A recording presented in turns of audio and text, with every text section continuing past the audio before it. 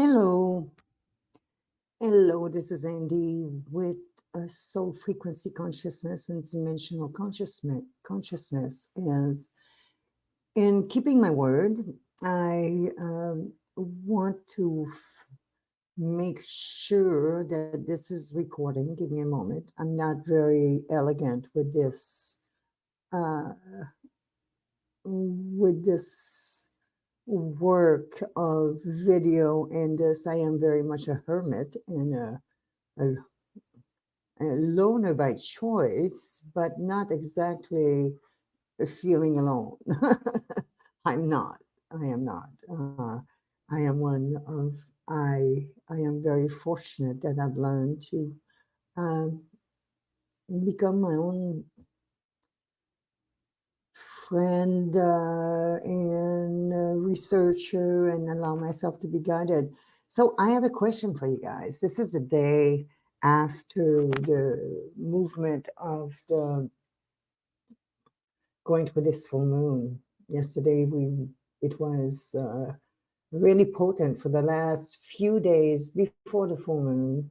I didn't do much. I just allowed myself to know that that full moon was a set, a set of full moons that we have gone through for the last 4 or 5 years that were so competent in allowing us, for some of us that do this work constantly, um, to give us some really steps. So this morning, what I felt, and I'm talking about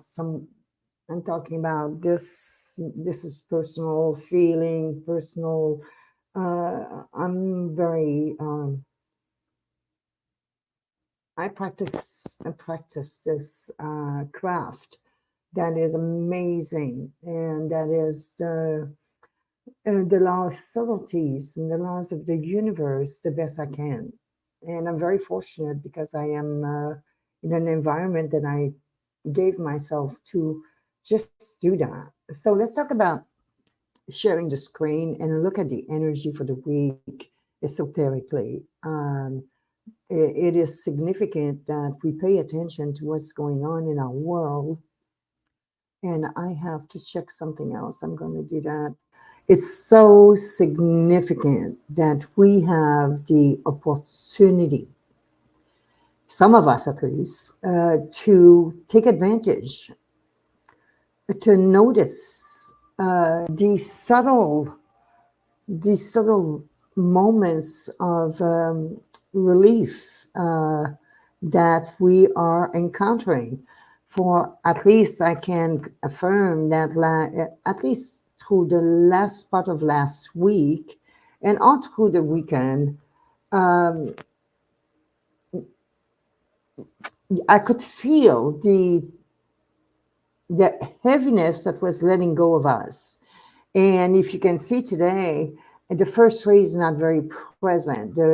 We're more in a moment of acquiring the sensation of wisdom through the second ray. You can see here the blue ray, the second ray. Love and wisdom. Love and wisdom is really what we aim to live our life as. And this planet is is the color of this planet. This is the purpose of this planet. This is the center of the planet, is that for the global population, the sentient population of this planet is to sense each time that they are taking a step toward something better, that they are sensing the wisdom of it and allowing it to penetrate their lives and their energy system. And that is where the inner battles within us really shows up. We're very fortunate that today in our inner consciousness, we get to practice with the fourth ray, the ray of harmony through conflict. We are learning, and we have a population of millennials that are actually aligned to accomplish that, and many of them are already on the front lines We are in a generational change, people. This is a moment like no other. I wish 18 years ago that I was that capable to. I knew the change. I was feeling it. It was painful, and but today I've learned that through these 17 years of that age of Capricorn, we can, after moving through this full moon that we just passed through, we um, we can take inventory. It's significant to take inventory at this moment as the sun is in the eighth house. And it is also meaning that it is time to process forward, progress forwards, create the resonate for the last 17 years. What are the prominent moment of those 17 years that you have you've there was acquirement that is part of you today that is capable of letting go or continue with you. That is a moment of generational uh, change that we are moving through, that we must this week just like feel the lightness. There's some of us that are feeling some of that lightness or more clarity. More, I would say more clarity also. It's like the view that you have, there is a sense of penetration in the view. It's like you can see where that view is forming the nature of this view is forming itself for you, and you can work with it. Absolutely work with it. It is interesting to be able to do such a thing. So when we're looking at the eighth house, it's also the skills of others. It's also the empowerment of others, empowering you. It's also the ending of certain events that you are capable to say, I've grown up now, and I've gotten enough of this, and I'm going to choose to let it die off. There's nothing wrong with choosing to accept this, to let go of sacrifices that are not serving your perfect expression of your living your life, how you are meant to live that life. And that comes with self-development also. It is so extraordinary that we are at this point that we can put a call out and tell people, this is a very special moment. Pay attention to where you are. Take the contribution that you have received from the last 17 years, however meek or great they are in a space of alignment. Understanding the sacrificial content that it carried, and finally being capable to let it go. To me, that means a lot. Um, so this is a prominent role this week that we are going to be moving through. We also going to, I'm not a morbid person, but I do have quite a few planets in Scorpio. And we all know that when you have a few planets in Scorpio, like Scorpio is very present in many of our lives right now. It's quite an extraordinary opportunity to understand how deep we can go, and make a better witness of yourself, for yourself. We don't need to stay in the total mediocre of applying pain to anything else. Then you can just become that golden rule of, you don't apply pain where you wouldn't want to receive it.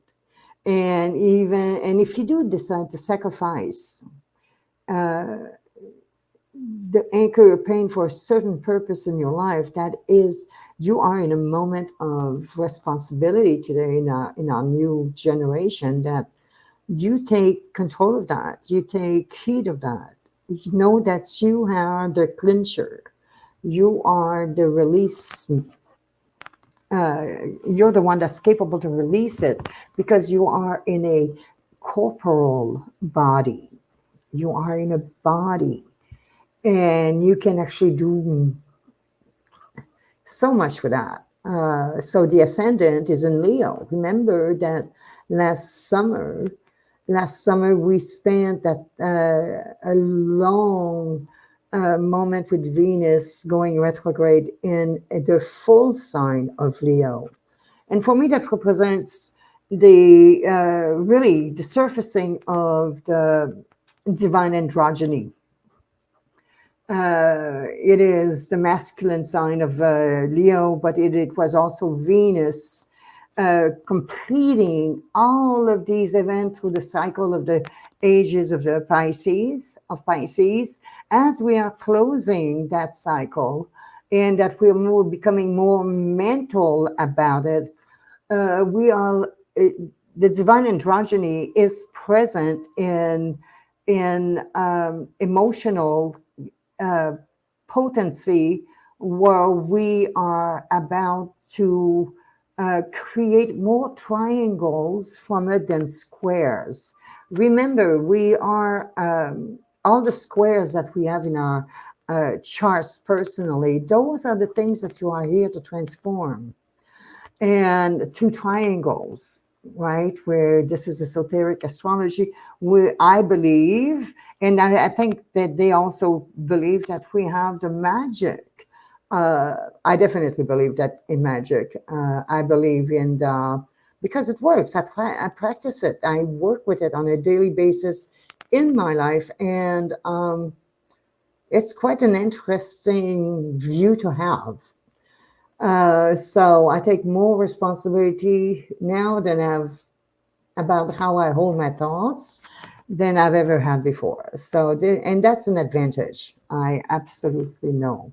We're also going to look at the moon right now. That is quite a moment for all of us. Okay, the moon's in third house.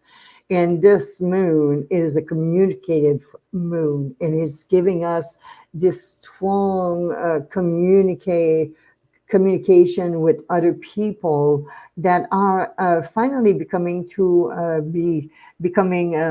real in a choice of do they stay or do they go. Also, we only have a certain amount of time, people. We only have a certain amount of time in the next few years to align our thoughts to merciful, compassionate compassion to whomever you are attached to. This is your incarnation. This is your life that you're living with. And you're the only one when you transit. We all come to that point, and I've been faced with transition quite a few times lately, and learning to appreciate the continuity of knowing that transition is just a transformation to a new form, okay, a new point to a new point of life. It's like when I moved here to Canada 4 years ago, okay, transition became like I just poof went to a completely different environment. And that was what my soul needed. And was it easy? Hell no. Was it an adventure? It still is, because now I really am living this investigative life that globally we are more and more and more of us that are recognizing the responsibility that we have in this lives of eternity that we have learned to make part of our acceptance. Imagine that I would love for all of us to constantly imagine and keep in mind that there's a continuation. Life continues after we transit. And I always live my life now as like whatever I'm learning, whatever I'm interested in, must be adaptable to my next incarnation in this realm, on the earth realm or the planet or wherever that is. But transformation occurs in every way possible. And when we read the myths, the lores, and now that archaeology is like being explored with new technology, there is new reasoning and rationalizing that our little lives are just that, little lives in participation to make something better of the next day and the next day. We are an energy that is in constant flux and growth. When we explode, we disintegrate. Okay, so we do want to accept the fact that every time that you concede something or that you give in to something, it's also being absorbed by a better rational part of your soul's experience. It creates a competence and a conclusion for you to resonate with how I am with this now, how much better it is. The best reason for it to be better is because I understand it better. And only through understanding can you secure that perfect sweet spot for you. It's not about everybody else right now. We are in a trench of change that will demolish all foundations that have been overused, outused, outgrown itself. And I think that's very important to keep that in mind. Okay. The sun is in Pisces at 7 degrees, so you want to go find that 7 degree in 7 degree Pisces, 7 degree Virgo. You want to go investigate that a little bit for yourself because you are going to do yourself a huge favor, and it's going to be very pleasant to know how to learn to navigate that field. Okay. The moon in the third house gives us the opportunity to let go of gossip at this moment and about anything and everything. You just don't let anything challenge you. You become your own inquisitor of your own self right now. Try to do your best not to subject yourself at the challenging outer mind that we are being friction with. Okay, it's like triggered by. So give yourself a chance to have a way to become a good information source and give your mind a break once in a while. Don't believe your own self all the time because we lie to ourselves constantly. Challenge those beliefs with yourself and become a better listener of the little voice within. I am going to start a series on the Akasha from Makara.us. I'm just going to read the paper and give you the approaches that I personally use on a regular basis. And it becomes just part of who we are. I really appreciate you listening to my little spiel. I made a promise to Jesus, actually, and to God and to myself that you can see the triangle right there, to create that vortex of being very committed to understand that the transition and change that we're moving through the transmutation that we are adapting to, the better skills that we are learning to listen with, are here to serve us much better than they've ever had prior to 2020. We were all sent to our room at one time to become better self-listeners. So thank you for being present, and I look forward to talk to you next time. Bye-bye.